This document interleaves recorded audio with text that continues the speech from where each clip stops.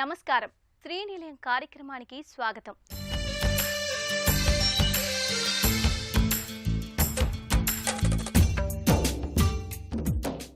ఇంటి నిర్మాణంలో వచ్చిన నూతన పోకడలు, ఇంటి ముస్తాబుకు సంబంధించిన తాజా విశేషాలు, స్థానిక సంస్థలు అందిస్తున్న సదుపాయాలతో మీ ముందుకొచ్చింది ఈ వారం శ్రీనిలయం. ఒకవైపు మండుతున్న ఎండలు, అధికమవుతున్న ఉష్ణోగ్రతలు, దీనికి తోడు తరచూ చోటు చేసుకుంటున్న అగ్ని ప్రమాదాలు ప్రజలను ఆందోళనకు గురిచేస్తున్నాయి. వేసవి వచ్చిందంటే చాలు ఎప్పుడు ఏ అగ్ని ప్రమాదం చోటు చేసుకుంటుందా అనే భయాందోళనలు వ్యక్తమవుతుంటాయి. వేసవిలో అగ్ని ప్రమాదాలు సంభవిస్తే పరిస్థితి ఏ విధంగా ఉంటుందో ఊహించడమే కష్టం. మండే ఎండలకు తోడు అగ్ని ప్రమాదాలు మరింత నష్టాన్ని చేకూరుస్తాయి. ప్రధానంగా ఎత్తైన అపార్ట్మెంటు, బహుళ అంతస్తు భవనాలు గత అనుభవాలను దృష్టిలో ఉంచుకొని ప్రజలు అప్రమత్తంగా ఉండాల్సిన అవసరం ఉందని అగ్నిమాపక శాఖ అధికారులు చెబుతున్నారు. వేసవిలో అగ్ని ప్రమాదాలు జరగకుండా తీసుకోవాల్సిన జాగ్రత్తలపై ప్రత్యేక కథనం. పేరుకే బహుళ అంతస్తులు, అనుకోని ప్రమాదాలు జరిగితే అంతే. ప్రజల ప్రాణాలతో చెలగాటం, భద్రత చర్యలు ఉండవు, బయటపడే ఏర్పాట్లు లేవు. ప్రభుత్వం బహుళ అంతస్తుల భవనాల కోసం నిబంధనలు పెట్టినా పట్టించుకునేవారే లేరు. ఎవరికి వారే ఇష్టారాజ్యంగా భవనాలను నిర్మిస్తున్నారు. ఇప్పటికే నిర్మాణం అయినవి చాలా ఉన్నాయి. వీటిలో సగానికి పైగా ఫైర్ సేఫ్టీ నిర్మాణాలు జరగలేదు. ఏవైనా ప్రమాదాలు జరిగితే తీసుకునే జాగ్రత్తలు పాటించలేదు. ముఖ్యంగా వేసవి కాలంలో బహుళ అంతస్తుల భవనాల్లో, అపార్ట్మెంట్లో అగ్ని ప్రమాదాలు జరగడానికి ఎక్కువ అవకాశం ఉంటుంది. ఇలాంటి సందర్భాల్లో ఆస్తి నష్టం, ప్రాణ నష్టం సంభవించవచ్చు. ఒక్కోసారి భవనం తిరిగి వినియోగించుకోలేని పరిస్థితి ఎదురుకావచ్చు. భవన నిర్మాణంలో వినియోగించిన స్టీల్ కరిగిపోయి ఫిల్టర్లు బలహీనం కూడా కావచ్చు. ఇక కొన్ని నిర్మాణ సంస్థలు భవన నిర్మాణాలకు కావలసిన సౌకర్యాలు ఏర్పాటు చేస్తారు, కానీ అగ్ని ప్రమాదాలు సంభవించకుండా కనీస జాగ్రత్తలు తీసుకోరు. దురదృష్టవశాత్తు ఒకవేళ అగ్ని ప్రమాదాలు జరిగితే నిరోధానికి తగిన పరికరాలు భవనంలో ఏర్పాటు చేయడంలో అశ్రద్ధ కనబరుస్తారు. వీళ్లు కొన్ని లక్షలు వెచ్చించి భవనాలు నిర్మిస్తారు. దాన్ని కాపాడుకోవాలంటే, అగ్ని ప్రమాదాలను నిరోధించాలంటే నిర్మాణ సంస్థలు నిబంధనల్ని ఖచ్చితంగా పాటించాల్సిన అవసరం ఎంతైనా ఉంది. అందుకే ప్రతి ఒక్కరూ అగ్ని ప్రమాదాన్ని నిరోధించే పరికరాల్ని విధిగా భవనాల్లో ఏర్పాటు చేసుకోవాలి. అవి పనిచేస్తున్నాయో లేదో నిత్యం పరిశీలించాలి. అగ్ని ప్రమాదాలు సంభవించినప్పుడు ఎలాంటి మార్గం గుండా బయటికి వెళ్లాలో సూచిక బోర్డులు ఏర్పాటు చేయాలి. ప్రతి బహుళ అంతస్తుల భవనాల నిర్మాణం అయ్యేటప్పుడే అధికారుల వద్ద భవనాలకు అనుమతి తీసుకోవడంతో పాటు వారు సూచించిన విధంగా ప్రమాదాల నివారణకు ఏర్పాట్లు చేయాలి. అగ్ని ప్రమాదాలు జరిగినప్పుడు స్వీయ జాగ్రత్తలు తీసుకోవడంతో పాటు నిరంతర అప్రమత్తత అవసరమని చెబుతున్నారు. ఒకవేళ ఊహించని విధంగా ప్రమాదం జరిగితే ఏ విధంగా స్పందించాలి తదితర అంశాలపై అగ్నిమాపక శాఖ జిల్లా అధికారుల మాటల్లో ఇప్పుడు తెలుసుకుందాం. ఈ వేసవి కాలంలో మీరు చూస్తే కొంచెం గాలి తీవ్రత కూడా ఎక్కువగా ఉంటుంది. ఫైర్ యాక్సిడెంట్స్ అయినప్పుడు అక్కడ ఉన్నదానితో పాటు ఆ చుట్టుపక్కల ఉన్న ఆస్తి మొత్తం కూడా ఫైర్కి ఇమీడియట్గా క్యాచ్ అప్ అయిపోయి ఫైర్ పెద్దగా అవడానికి ఆస్కారం ఉంటుంది. సో అందుకనే మేము ప్రజలకు చెప్తున్నాం ఏంటంటే, ఫైర్ యాక్సిడెంట్స్ మీరు అయినప్పుడు, అంటే ఓపెన్ ఫైర్స్ అయినప్పుడు ఇమీడియట్గా గమనించండి. ఫైర్ సర్వీస్ నెంబర్ 101 ఉంది హైదరాబాద్లో. కంట్రోల్ రూమ్ మనకి 7 లైన్స్ ఉన్నాయి. ఇది ఉచితం. 24/7 మా సిబ్బంది అలర్ట్గా ఉంటారు. ఇది ఓపెన్ ఫైర్స్ అంటే మీరు బహిరంగమైన ఫైర్స్కు సంబంధించిన సమాచారం. అలాగనే మీ యొక్క ఇల్లు కానివ్వండి, ఆఫీస్ కానివ్వండి, తర్వాత మల్టీ స్టోరీ బిల్డింగ్ కానీ, ఫ్యాక్టరీ కానీ, ఇటువంటి వాటిలలో ప్రమాదం సంభవించినప్పుడు మీరు ఒక డిటెక్షన్ సిస్టమ్ ఏర్పాటు చేసుకోమని చెప్తున్నాం. ఫైర్ డిటెక్షన్ కానీ అలారం సిస్టమ్ ఏర్పాటు చేసుకున్నప్పుడు డే టైం అయితే ఇమీడియట్గా మనము దాన్ని గమనిస్తాము. గమనించిన తర్వాత మన దగ్గర ఉన్న అగ్నినిరోధక సాధనాలతో మనం ఫైర్ ఫైటింగ్ చల్లార్చడానికి ప్రయత్నం చేస్తూ ఫైర్ ఇంజిన్ వాళ్ళకి చెప్పడం జరుగుతుంది. నేషనల్ బిల్డింగ్ కోడ్ ప్రకారంగా 15 మీటర్స్ ఎబోవ్ ఉన్నప్పుడు తప్పనిసరిగా అగ్నినిరోధక సాధకాలు ఏర్పాటు చేసుకోవాలి. కమర్షియల్ కాంప్లెక్స్ అయితే. తర్వాత రెసిడెన్షియల్ వాళ్ళైతే 18 మీటర్స్ ఎబోవ్, 5 ఫ్లోర్ల కంటే ఎక్కువ ఉన్న వాళ్ళు కూడా ఏర్పాటు చేసుకోవడం జరుగుతుంది. తర్వాత స్కూల్స్, కాలేజెస్, ప్రార్థనా సముదాయాలు, తర్వాత టెంపరీ స్ట్రక్చర్స్, అంటే ఇప్పుడు మనకు ఈ సీజన్ ఏంటిది, యాన్యువల్ డేస్ అవుతుంటాయి, స్కూల్స్లు, కాలేజెస్లో అవుతుంటాయి, ఫంక్షన్స్ అవుతుంటాయి, మ్యారేజ్ అవుతుంటాయి. అటువంటిప్పుడు కూడా వాళ్ళు కూడా 6 మీటర్స్ ఎబోవ్ ఉంటే అగ్నినిరోధక సాధనాలు ఉన్న వాటిల్లో ఫంక్షన్స్ ఏర్పాటు చేసుకోవాలి. ఇది ఒక పార్ట్, ఫైర్ సేఫ్టీకి సంబంధించిన పార్ట్. రెండవది లైఫ్ సేఫ్టీ. అంటే ఒకవేళ ఆ ప్రమాదాలు సంభవించినప్పుడు మీరు ఆ ప్రెమిసెస్లో ఉన్నప్పుడు మీ ప్రాణాలు సురక్షితంగా ఉన్నాయా? అగ్ని ప్రమాదం మీరు కాల్ చేసినప్పుడు ఫైర్ ఇంజిన్ వచ్చే వరకు మీరు ఆ టైంలో 5-10 నిమిషాల వ్యవధిలో మీరు సురక్షితమైన ప్రదేశానికి వెళ్ళి మీ లైఫ్స్ కాపాడుకొని సిద్ధంగా ఉన్నారా అనేది కూడా ప్రముఖ పాత్ర పోషిస్తుంది. చాలామంది మీరు వెళ్తారు, ఏదో ఫంక్షన్ హాల్కి వెళ్ళిపోతారు, ఎక్కడ ఎస్కేప్ రూట్ ఉందో తెలియదు. ఇప్పుడు చూస్తే కొన్ని ఇన్సిడెంట్స్ మనం అంటే వరల్డ్ వైడ్గా చూసినా, ఇండియా వైడ్గా చూసినా, మన హైదరాబాద్ నగరంలో కూడా 2-3 ఇన్సిడెంట్స్ చూసినా కూడా వాళ్ళు ఉన్న దగ్గర నుంచి బయటికి పోలేక మెట్ల మార్గాన్ని మూసుకోపోవడం. తర్వాత చాలామందికి తెలియదు టెర్రేస్ కూడా, అంటే మనం ఉన్న భవనం టెర్రేస్ కూడా అదొక రిఫ్యూజ్ ఏరియా. అంటే ఇమీడియట్గా మనం తప్పించుకొని అక్కడ ఉండి ఫైర్ సర్వీస్ వారి సహకారం కోసం వెయిట్ చేసేందుకు అక్కడ ఉండేదానికి మనం ఉపయోగించుకోవచ్చు. కానీ పైకి వెళ్ళేది రకరకాల పనికిరాని సామాన్లు, కుర్చీలు, వాడి పరేసిన ఫర్నిచరు, తర్వాత వాటితో నింపేస్తారు, పైకి వెళ్ళకుండా చేసుకుంటారు. సో ప్రజలకు మేము మరీ విజ్ఞప్తి చేస్తున్నాం, మీరున్న ప్రదేశం సురక్షితమైందా కాదా చూసుకోండి, అగ్నినిరోధక సాధకాలు అమర్చుకోండి. తర్వాత మీ వంతు ప్రయత్నం చేస్తూ ఫైర్ సర్వీస్ను పిలవడంలో మాత్రం ఏమాత్రం ఆలస్యం చేయొద్దు. నిర్లక్ష్యంగా ఉంటే మీ యొక్క మెట్ల మార్గాన్ని కూడా క్లోజ్ చేస్తూ అతను రకరకాల హానికర పదార్థాలు కానీ తర్వాత కెమికల్స్ కానీ నిలివేయడం జరుగుతుంది. అటువంటి అప్పుడు ఈ ఎండాకాలం మనకు ఉష్ణోగ్రత పెరిగినప్పుడు ఫైర్ యాక్సిడెంట్ ఒక స్పార్క్ సరిపోతుంది పెద్ద పెద్ద ఫైర్స్ను సృష్టించేందుకు. ఆ స్పార్క్ ఒకటి వచ్చిందనుకోండి, ఇమీడియట్గా మనకు ఉండే మార్గం కూడా మూసుకుపోతుంది. తర్వాత ఇంకొకటి ఏంటంటే ఈ సెల్లార్స్ కూడా మేము చెప్తున్నాము, సెల్లార్స్లో మీరు ఓన్లీ పార్కింగ్ చేయాలని చెప్తున్నాం.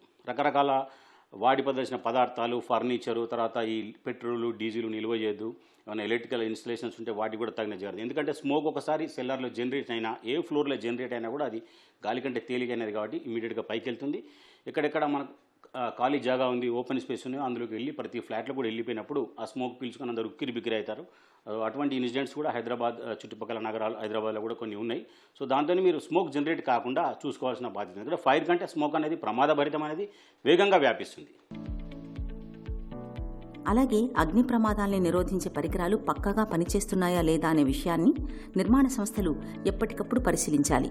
ఫైర్ ఎన్ఓసి ఉంటేనే అగ్ని ప్రమాదాలు జరిగిన భవనాలకు బీమా వర్తిస్తుంది అనే విషయం మర్చిపోవద్దు. ప్రతి బిల్డరు తప్పనిసరిగా ఫైర్ ఎన్ఓసి తీసుకోవాలి.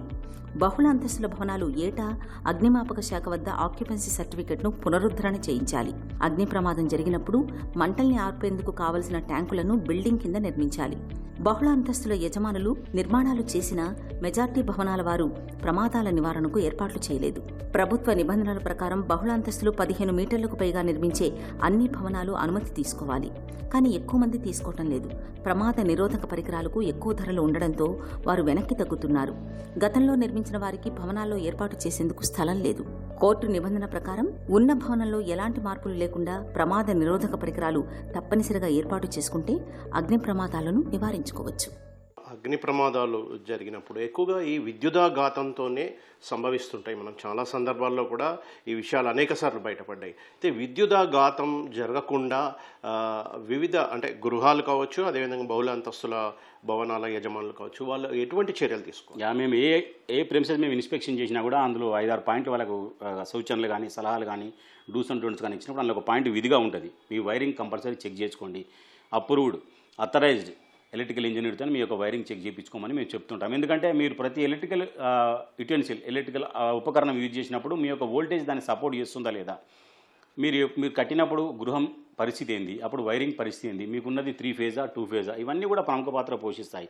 మీరు తక్కువ వోల్టేజ్ మీకు ఇన్పుట్ ఉన్నప్పుడు మీరు ఎక్కువ ల్యాప్టాప్లు, తర్వాత కంప్యూటర్స్, తర్వాత స్మార్ట్ ఫోన్స్, తర్వాత ఏసీలు, కూలర్లు, వాషింగ్ మిషన్లు ఇవన్నీ యూజ్ చేసినప్పుడు మీకు అంత సామర్థ్యం ఉండదు. కాబట్టి ఎక్కడో దగ్గర షార్ట్ సర్క్యూట్ అయ్యే అవకాశం ఉంటుంది. ఫ్రిడ్జ్లో అయితే షార్ట్ సర్క్యూట్ అవుతుంది, తర్వాత ఏసీలో కూడా షార్ట్ సర్క్యూట్ అవకాశం ఉంటుంది. అవన్నీ నిరోధించడానికి మీరు ఒకసారి వైరింగ్ కంపల్సరీ చెక్ చేయించుకొని మినియేచర్ సర్క్యూట్ బ్రేకర్స్ ఏర్పాటు చేసుకోవాలని కోరుతున్నాం. సో ఇంకొకటి ఏంటంటే ఇదే కాకుండా మీరు ఫర్ ఎగ్జాంపుల్ తీర్థయాత్రలకు వెళ్ళినప్పుడు కానీ, ఊర్లోకి వెళ్ళినప్పుడు కానీ, ఫంక్షన్స్ పెట్టినప్పుడు కానీ మెయిన్ ఆఫ్ చేయమని చెప్తున్నాం మేము. ఇది ఒక్కొక్కసారి మీ యొక్క ఉపకరణాలను మీరు ఆఫ్ చేయనప్పుడు హీటెడ్ అప్లియన్సెస్, అది హీట్ మొత్తం అయిపోయి అక్కడి నుంచి కూడా ఫైర్ యాక్సిడెంట్స్ అయ్యే అవకాశం ఉంటుంది. సో ఈ రెండు చిన్న జాగ్రత్తలు తీసుకున్నప్పుడు షార్ట్ సర్క్యూట్ నివారిస్తాం. ఎందుకంటే 80% ఫైర్ యాక్సిడెంట్స్ మనం చేసేది విద్యుత్ శక్తి మూలం. మీరు అన్నట్టు ఎలక్ట్రికల్ ఆరిజిన్ ఫైర్సే, వాటిని సమర్థవంతంగా నిరోధించవచ్చు. ఇది ప్రతి ఒక్క గృహం యజమాని, ప్రతి ఒక్క కార్యాలయ ఉద్యోగి, బహుళంతస్తుల వెల్ఫేర్ అసోసియేషన్, ఇండస్ట్రీ యజమాని, తర్వాత multiplex, mall, hospital owners, occupants, builders, వీళ్ళందరూ ఈ చిన్న జాగ్రత్తలు తీసుకున్నప్పుడు ఇంకా ఫైర్ యాక్సిడెంట్స్ అనేవి చాలా తగ్గుముఖం పడతాయని మా డిపార్ట్మెంట్ భావిస్తుంది. యావత్ ప్రపంచానికి పెనుముప్పుగా మారిన సమస్య అగ్ని ప్రమాదాలు. కారణాలు ఏవైనా తరచూ అగ్ని ప్రమాదాలు జరగడం, పదుల సంఖ్యలో, ఒక్కోసారి 100ల సంఖ్యలో ఈ అగ్ని ప్రమాదాలు మనుషుల ప్రాణాలను బలి తీసుకుంటున్నాయి. ఇటీవల నగరాల్లో తరచూ ప్రమాదాలు జరుగుతున్నాయి. ఎందరో ప్రాణాలు కోల్పోతున్నారు. మరి ఎందుకిలా? వీటి నుంచి పాఠాలే నేర్చుకోలేమా? అందుబాటులోకి వస్తున్న అత్యాధునిక సాంకేతికతతో అన్ని సమస్యలకు పరిష్కారం దొరుకుతున్న ప్రస్తుత రోజుల్లో అగ్ని ప్రమాదాల తీవ్రతను తగ్గించడానికి మార్గమే లేదా? మార్గం ఉంది. అదే ఫైర్ ఫైటర్ రోబోలు, డ్రోన్లు. మనుషులు వెళ్లలేని ఇరుకు సందులోకి కూడా చొచ్చుకుని వెళ్లి అగ్ని కీలకాలను ఆర్పగల సత్తా వీటి సొంతం. మరి ఇవి ఎలా పనిచేస్తాయి? సాంప్రదాయ అగ్నిమాపక పద్ధతులతో పోలిస్తే వీటికున్న ప్రత్యేకతలు ఏంటి? శ్రీనిలయంలో ప్రత్యేక కథనం మీకోసం. పని సులభతరం, డబ్బు, సమయం, మానవ వనరులు ఆదా. సాంకేతికత తెచ్చిన లాభాలివి. ఒకటా రెండా? అన్ని రంగాల్లోనూ సాంకేతికత ప్రవేశిస్తోంది. ఒక రకంగా ఈ యుగం సాంకేతికదే. నవీన మార్పులకు ఇది వేదికగా నిలుస్తోంది. ఇప్పటి వరకు వచ్చిన ఆవిష్కరణలు కొత్త వాటికి ప్రేరణనిస్తున్నాయి. విద్య, వైద్యం ఒకటేమిటి, అన్నింటా ప్రవేశించిన సాంకేతికత కొత్త మార్పులకు ఇప్పుడు ఆలంబనగా మారింది. వనరుల్ని ఆదా చేయడమే కాదు, వైద్య రంగంలో అనేక మంది ప్రాణాల్ని కాపాడడంలో ఈ సాంకేతికత చేస్తున్న సాయం అంతా ఇంతా కాదు. వైద్య రంగంలోనే కాదు, అగ్ని ప్రమాదాల సమయంలో మంటల్ని ఆర్పేందుకు కూడా ఇది ఇప్పుడు చేయూతనందిస్తోంది. అగ్ని ప్రమాదాల కట్టడికి సంబంధించి ప్రస్తుతం అందుబాటులోకి వచ్చిన సాంకేతికత పేరే రోబో ఫైర్ ఫైటర్స్, డ్రోన్లు. ప్రపంచంలోని అనేక దేశాల్లో ఈ రోబో ఫైటర్లు, డ్రోన్లు క్లిష్ట పరిస్థితులను సైతం తట్టుకుని మంటల్ని సంప్రదాయ పద్ధతులతో పోలిస్తే తక్కువ సమయంలో ఆర్పేయడమే కాకుండా మనుషుల ప్రాణాల్ని కాపాడడంలోనూ సాయం చేస్తున్నాయి. అగ్ని ప్రమాదాలను నివారించడంలో రోబో ఫైర్ ఫైటర్లు, డ్రోన్లు ఒక వరంగా భావిస్తున్నారు. ఉవ్వెత్తున ఎగసిపడే అగ్నికీలలకు అత్యంత సమీపంలోకి వెళ్లి నీటిని విరజిమ్మడం వీటి ప్రత్యేకత. సంప్రదాయ పద్ధతుల్లో అగ్ని ప్రమాదాలను అగ్నిమాపక యంత్రాల సాయంతో నీటిని, ప్రత్యేక రసాయనాలను విరజిమ్ముతూ అదుపు చేస్తూ ఉంటారు. అగ్నికీలల తీవ్రతను బట్టి నిర్ణీత దూరం నుంచి మంటల్ని అదుపు చేసే చర్యల్ని తీసుకుంటారు. ఏదైనా భవనంలో మనుషులు ఉన్న సమయంలో అగ్ని ప్రమాదాలు జరిగితే వారి ప్రాణాల్ని కాపాడడం సాధారణంగా మంటలు చెలరేగిన కొద్ది నిమిషాల వరకే సాధ్యమవుతుంది. మంటలకు సులభంగా విస్తరించే స్వభావం ఉంటుంది కనుక ఆ తర్వాత మనుషుల్ని రక్షించడం అగ్నిమాపక సిబ్బందికి కూడా అసాధ్యమవుతుంది. ఇలా ప్రమాదం జరిగిన తర్వాత అగ్నిమాపక సిబ్బంది రావడానికి కొంచెం సమయం పట్టడం, కొన్నిసార్లు ఆలస్యం కావడం కూడా జరిగే అవకాశం ఉన్నందున మనుషుల ప్రాణాల్ని రక్షించడం మాట పక్కన పెడితే అగ్నికీలల్ని అదుపు చేయడానికి కూడా చాలా కష్టమవుతుంది. ఇక ఇరుకు సందుల్లో ప్రమాదాలు జరిగితే అగ్నిమాపక వాహనాలు అక్కడికి వెళ్లలేక ప్రమాద తీవ్రత మరింత పెరిగేందుకు కారణమవుతోంది. ఒక్కోసారి ఘటనా స్థలంలో చిక్కుకున్న వారు మాత్రమే కాకుండా రక్షించడానికి వెళ్లిన అగ్నిమాపక సిబ్బంది కూడా ప్రాణాలు కోల్పోయిన సందర్భాలు అనేకం ఉన్నాయి. సంప్రదాయ అగ్నిమాపక వ్యవస్థలో ఉన్న ఈ సవాళ్లన్నింటికీ రోబోటిక్ ఫైర్ ఫైటర్స్, డ్రోన్లు సమాధానం చెప్తున్నాయి. మంటలకు అత్యంత సమీపంలోకి వెళ్లి అగ్నికీలల్ని ఆర్పడం సహా మనుషుల ప్రాణాల్ని సైతం రక్షించడంలో ఇవి సాయం చేస్తున్నాయి. అగ్ని ప్రమాదాల నివారణలో ఇవి ఓ విప్లవంగా మారాయి. సాధారణంగా అగ్ని ప్రమాదాలు జరిగినప్పుడు మంటల్ని అదుపు చేయడంలో సమయానిదే అత్యంత కీలక పాత్ర. ఎంత త్వరగా స్పందించి వాటిని అదుపు చేస్తే అంత తక్కువ ప్రాణ, ఆస్తి నష్టానికి ఆస్కారం ఉంటుంది. అయితే ఇందుకోసం మానవ జోక్యానికి బదులు అత్యాధునిక సాంకేతికతను ఉపయోగిస్తే సమయం, వ్యవధి, ప్రాణ, ఆస్తి నష్టాన్ని తగ్గించేందుకు వీలు కలుగుతుంది. ఈ విషయంలో రోబోటిక్ ఫైర్ ఫైటర్స్, డ్రోన్లు ఇతోధిక సాయం చేస్తున్నాయి. దీనికి ఉదాహరణ ఇటీవలి కాలంలో ఢిల్లీలో జరిగిన అనేక ప్రమాదాల్లో అవి పోషించిన పాత్ర. ఢిల్లీలోని బద్లీ ప్రాంతంలో ఓ గోదాంలో అగ్ని ప్రమాదం జరగగా మంటల్ని ఆర్పడం అగ్నిమాపక సిబ్బందికి పెద్ద సవాల్గా మారింది. ఆ సమయంలో రోబో ఫైర్ ఫైటర్ వేగంగా నీళ్లు చల్లి మంటల్ని అదుపులోకి తీసుకొచ్చింది. అగ్నిమాపక సిబ్బంది లాగానే అటూ ఇటూ తిరుగుతూ మంటల్ని ఆర్పింది. రోహిణి సహా టిక్రికలాన్ అనేక ప్రాంతాల్లోనూ అగ్ని ప్రమాదాలు జరిగినప్పుడు రోబోలు మంటల్ని ఆర్పడంలో కీలక పాత్ర పోషించాయి. అగ్ని ప్రమాదాల కట్టడికి సంబంధించిన ప్రస్తుతం అలా అందుబాటులోకి వచ్చిన సాంకేతికత పేరే రోబో ఫైర్ ఫైటర్లు, డ్రోన్లు. ప్రపంచంలోకి అనేక దేశాల్లో ఈ రోబో ఫైటర్లు, డ్రోన్లు క్లిష్ట పరిస్థితులను సైతం తట్టుకుని మంటలను సాంప్రదాయ పద్ధతులతో పోలిస్తే తక్కువ సమయంలో మంటలు ఆర్పడమే కాకుండా మనుషుల ప్రాణాలను కాపాడడంలోనూ సాయం చేస్తున్నాయి. రోబోటిక్ ఫైర్ ఫైటర్ల రెండింటిని ఢిల్లీ ప్రభుత్వం గత ఏడాది కొనుగోలు చేసింది. వీటిని 300 మీటర్ల దూరం నుంచి రిమోట్ కంట్రోల్ సాయంతో నడపవచ్చు. ఇవి గంటకు 4 కిలోమీటర్ల వేగంతో కదులుతాయి. 100 మీటర్ల నుంచి 2400 లీటర్ల నీటిని అధిక పీడనంతో విరజిమ్మి ఇవి మంటల్ని ఆర్పగలవు. అగ్ని ప్రమాదం జరిగిన భవనంలో ఎవరైనా చిక్కుకుంటే రోబో కెమెరాతో గుర్తించవచ్చు. అవసరమైతే కిటికీల అద్దాల్ని పగలగొట్టి మరీ భవనం లోపలికి ఇవి ప్రవేశిస్తాయి. అగ్నికీలలు చుట్టుముడుతున్నా భవనం మెట్లు ఎక్కి కూడా ఈ రోబోటిక్ ఫైర్ ఫైటర్లు ప్రమాద స్థలానికి చేరుకుంటాయి. ఈ రోబోలకు 140 HP ఇంజన్లను అమర్చారు. మంటల తీవ్రత ఆధారంగా వీటి పనితీరును నియంత్రించేందుకు ప్రత్యేక నాజళ్లను ఏర్పాటు చేశారు. అగ్నిమాపక సిబ్బంది పని ఒత్తిడిని తగ్గించడం, వారి పనిని సులభతరం చేయడం సహా ఈ రోబోలు చాలా సమర్థంగా పనిచేస్తున్నాయని ఢిల్లీ అగ్నిమాపక సిబ్బంది తెలిపారు. అగ్ని ప్రమాదాల సమయంలో మంటల్ని అదుపు చేసే రోబోటిక్ ఫైర్ ఫైటర్లని హవీస్ అండ్ హవీస్ అనే సంస్థ తొలిసారిగా అభివృద్ధి చేసింది. RS-1T2 థర్మైట్ పేరుగల ఈ రోబోను 2012లో ఆవిష్కరించారు. రోబోటిక్ ఫైర్ ఫైటర్లు సహా డ్రోన్లు కూడా అగ్ని ప్రమాదాల నివారణలో ప్రస్తుతం కీలక పాత్ర పోషిస్తున్నాయి. ఎంత పెద్ద భవనంలో అగ్ని ప్రమాదం జరిగినా ఇవి పైకి ఎగురుకుంటూ వెళ్లి నీరు విరజిమ్ముతూ మంటల్ని అదుపు చేయడంలో డ్రోన్లు సాయం చేస్తున్నాయి. అగ్నిమాపక యంత్రంతో అనుసంధానించిన పైపు ద్వారా నీటిని తీసుకుంటూ అత్యంత సమీపంలోకి సైతం వెళ్లి మంటలపై నీళ్లు చల్లడం ఫైర్ ఫైటింగ్ డ్రోన్ల ప్రత్యేకత. తెలుగు రాష్ట్రాలకు సంబంధించి తెలంగాణ అగ్నిమాపక శాఖ రోబోటిక్ ఫైర్ ఇంజన్ వ్యవస్థ 90 నుంచి 100 మీటర్ల ఎత్తు వరకు వెళ్లగలిగే 4 స్కై లిఫ్ట్లను కొనుగోలు చేయాలని తెలంగాణ అగ్నిమాపక శాఖ భావించినా అవి ప్రతిపాదనలకే పరిమితమయ్యాయి. అగ్ని ప్రమాదాలు యావత్ ప్రపంచానికి సవాలే. హైదరాబాద్ నగరంలో అయితే ఇటీవలి కాలంలో తరచూ ప్రమాదాలు జరిగి పదుల సంఖ్యలో జనాలు ప్రాణాలు కోల్పోయారు. భారీగా ఆస్తి నష్టం కూడా సంభవించింది. ఈ అనుభవాలే పాఠాలుగా మలుచుకుని అత్యాధునిక సాంకేతికతతో సులభంగా మంటల్ని ఆర్పగల రోబోటిక్ ఫైర్ ఫైటర్లు, డ్రోన్లను అన్ని ప్రభుత్వాలు కొనుగోలు చేయాల్సిన అవసరం ఎంతైనా ఉందనే వాదన సర్వత్రా వినిపిస్తోంది. ఈ సాంకేతిక ప్రపంచంలో భవన నిర్మాణంలో, ఇంటి అంతర్గత శోభలో సరికొత్త రూపకల్పనలు ఆవిష్కృతమవుతున్నాయి. వర్క్ ఫ్రం హోం కారణంగా సహజంగానే ఆఫీసు ఒత్తిళ్లు ఇంట్లోకి చేరాయి. దీనికి తరుణోపాయంగా ఎన్నో మార్గాలు అందుబాటులోకి వచ్చాయి. వాటిలో ఒకటి జెన్ గార్డెన్. ఈ ఆధునిక కాలానికి సాంప్రదాయ సంస్కృతిని జోడించే జపాన్కు చెందినది ఈ జెన్ గార్డెన్. మనిషికి మానసిక ప్రశాంతతతో పాటు ఇంట్లో ధ్యానానికి అనువైన ప్రదేశాలు ఏర్పాటు చేసుకుంటున్నారు. మరి ఈ నేపథ్యంలో జెన్ గార్డెన్ ప్రత్యేకతనాలపై ప్రత్యేక కథనం మీకోసం గృహశోభలో.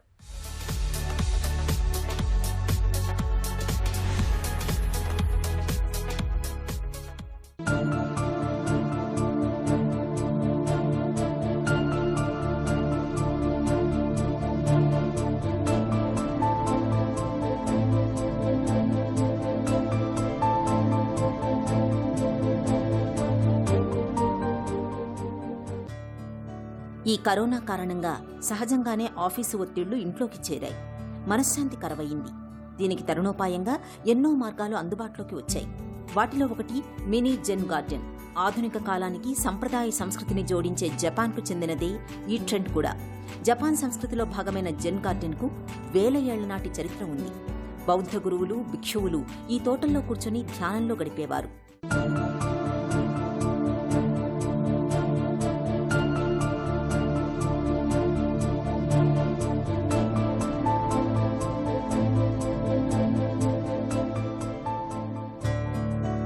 జెన్ పదానికి అర్థం ధ్యానమే. మనం ధ్యానం అంటాం. అయితే జెన్ సంస్కృతి క్రమక్రమంగా జపనీయుల నుంచి వివిధ దేశాలకు పాకింది. కరోనా అనంతరం మళ్లీ అంతా జెన్ జపం చేస్తున్నారు. మీ మనసు చిరాకుగా ఉంది. అలా కాసేపు కళ్ళు మూసుకుంటే కాస్త కుదుట పడుతుంది. కళ్ళు తెరవగానే మళ్లీ మామూలే. అలా కాకుండా జెన్ తోటలోని రాళ్లపై దృష్టిని కేటాయించండి. కర్రపుల్లతో ఇసుక మీద మీకు తోచింది రాయండి. ప్రశాంతత మిమ్మల్ని ఆవహిస్తుంది. జపనీయుల మహాయాన బౌద్ధం పూజలు పునస్కారాల కంటే కూడా ధ్యానానికే ఎక్కువ ప్రాధాన్యతనిస్తుంది. ప్రతిసారి ఆలయంలోనో తోటలోనో ధ్యానం చేయలేం కదా. అందుకే ఈ ఫిలాసఫీ కాలానుగుణంగా మార్పులు చెందుతూ వ్యక్తిగత జెన్ గార్డెన్ వరకు వచ్చింది. ఇంట్లో ఉన్న స్థలం సైజును బట్టి జెన్ గార్డెన్ను తయారు చేసుకోవచ్చు. ఎవరి అవసరం అభిరుచికి తగినట్లుగా వారు ఆన్లైన్లో ఆర్డర్ పెడితే వివిధ రకాల గార్డెన్స్ ఇంటికొచ్చేస్తాయి. స్థలాన్ని బట్టి సాధారణంగా తోటలు అనగానే చెట్లతో పాటు కుంటలు, సరస్సులు, జలపాతాలుంటాయి. కానీ జెన్లో నీళ్లు అస్సలుండవు. అందుకే వీటిని డ్రై గార్డెన్స్ అంటారు. ఇందులో ఉండేవి కలపట్రే, ఇసుకరాళ్లు, మినీ వృక్షం, వెదురుతో చేసిన పార, అదనంగా బుద్ధుడి శిల్పం. జపనీయుల సాంస్కృతిక కలపవంతను కూడా ఏర్పాటు చేసుకోవచ్చు. టేబుల్ టాప్ జెన్ గార్డెన్లో సుమారు 10 వస్తువులుంటాయి. అన్ని బాక్సుల్లో వస్తాయి. వాటిని అరేంజ్ చేసుకోవడం మన వంతు. దీనికి సంబంధించిన బుక్లెట్ అందులోనే ఉంటుంది. ఇసుకలో కూడా తెలుపు, గోధుమ ఇలా వెరైటీలుంటాయి. పెద్ద జెన్ తోటకు, మినీ తోటకు అసలు వ్యత్యాసం ఉండదు. స్థల వైశాల్యమే మారుతుంది. మినీ గార్డెన్లో మీకిష్టమైనన్నిసార్లు విహరించవచ్చు. ఈ తోటలో కూడా అందులో రాళ్లను చూస్తూ కూర్చోవడం, ఇసుక మీద పారతో గీతలు గీయడం వల్ల మనసు ప్రశాంతంగా మారుతుంది. ఆందోళన, ఒత్తిడి తగ్గుతాయి. ప్రకృతికి దగ్గరగా నివసిస్తున్న అనుభూతి కలుగుతుంది. ఏకాగ్రత పెరుగుతుంది. ఆశావహ దృక్పథం అలవడుతుంది. ఇలా జెన్ సాధన వల్ల కలిగే లాభాలు ఎన్నో. అంటే చిన్నపాటి డెస్క్టాప్ గార్డెన్ మిమ్మల్ని మీకే కొత్తగా పరిచయం చేస్తుందన్నమాట. అడుగంటు పోతున్న భూగర్భ జలాలకు పునర్జీవం ఇచ్చేందుకు తక్కువ ఖర్చుతో వాన నీటిని ఒడిసిపట్టే ప్రక్రియను ముంబైకి చెందిన వ్యక్తి రూపొందించాడు. పర్యావరణాన్ని నిర్లక్ష్యం చేస్తే మానవాళిపై దాని దుష్ప్రభావాలు ఎలా ఉంటాయో చెప్పేందుకు బెంగళూరు నగరంలో ప్రస్తుత పరిస్థితులే నిదర్శనం. నీటి వృధాను అరికట్టేందుకు కర్ణాటక ప్రభుత్వం పలు ఆంక్షలు అమలు చేస్తోంది. అవసరానికి మించి నీటిని ఉపయోగిస్తే 5,000 రూపాయల జరిమానా విధిస్తోంది. రోజువారీ నీటి వాడకంలో 20% తగ్గించుకోవాలని, లేకపోతే అదనంగా వాటర్ ఛార్జీలు విధిస్తామని హెచ్చరికలు జారీ అయ్యాయి. బెంగళూరులో దుస్థితి ఇలా ఉంటే పొరుగున ఉన్న మహారాష్ట్రలోని ముంబై నగరంలో ఇంకో రకమైన పరిస్థితి. ఇక్కడ ఏటా వర్షపాతం ఎక్కువగా ఉన్నా నీటి నిల్వ సామర్థ్యం తక్కువగా ఉండడంతో మిలియన్ల లీటర్ల నీరు వృధాగా పోతోంది. ఈ పరిస్థితిని గమనించిన ఐఐటి పట్టభద్రులు ఒకరు తక్కువ ఖర్చుతో ఇంట్లోనే వర్షపు నీటిని సంరక్షించే ప్రక్రియకు నడుం బిగించారు. అడుగంటిపోతున్న భూగర్భ జలాలకు పునర్జీవం ఇచ్చేందుకు తక్కువ ఖర్చుతో వాననీటిని ఒడిసిపట్టే ప్రక్రియను ముంబైకి చెందిన వ్యక్తి రూపొందించాడు. పర్యావరణాన్ని నిర్లక్ష్యం చేస్తే మానవాళిపై దాని దుష్ప్రభావాలు ఎలా ఉంటాయో చెప్పేందుకు బెంగళూరు నగరంలో ప్రస్తుత పరిస్థితులే నిదర్శనం. Biggest concern is the volume of water which we are taking out from the ground is too much as compared to the harvesting that has been done. Our urban water consumption is in a way which is going to the rivers, to the lakes, to the oceans, so we have to work on the reuse aspect. మిక్కిలి ఆందోళన కలిగించేది ఏమిటంటే మనం భూమి నుంచి తోడి వెలికి తీస్తున్న నీటి పరిమాణం చాలా ఎక్కువ. పట్టణాల్లో మనం వాడిన నీరంతా తిరిగి నదులు, సరస్సులు, మహాసముద్రాలకు వెళ్తుంది. ఇందువల్ల మనం నీటి పునర్వినియోగం కోసం పనిచేయాలి. అలాగే నీటిని ఖచ్చితంగా నిర్ణీత ప్రమాణం మేరకే వాడాలి. ముంబై లాంటి నగరానికి ఇతర నగరాలకు వరదలు రావడం మనం చూశాం. కారణం నగరాలు శిలారణ్యాలుగా మారటమే. అన్ని ప్రైవేటు, పబ్లిక్ భూములలో భవనాలు వెలుస్తున్నాయి. అక్కడ పేపర్ బ్లాకుల రహదారులున్నాయి. కాస్త కూడా మట్టి అందుబాటులో లేదు. పార్కింగ్కో మరో అవసరానికో తెలియదు, కానీ గజం జాగా కూడా దొరకదు. భూమిలోకి నీరు వెళ్లాలన్నా అసలక్కడ ఇంకిపోయేందుకు నేల లేదు. మనకు వరదలు రావడానికి ఇదో ప్రధాన కారణం.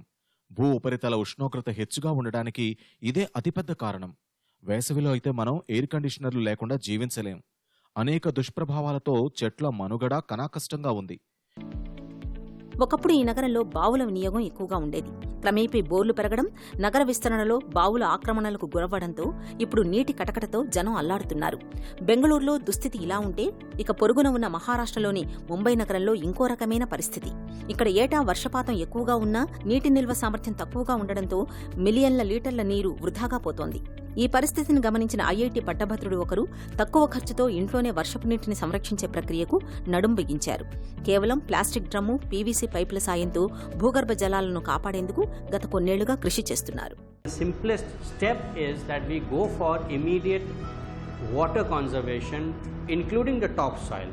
ఈ సమస్యలు సమసిపోవాలంటే ఓ సులభ పరిష్కారం ఉంది. అదే జల సంరక్షణ.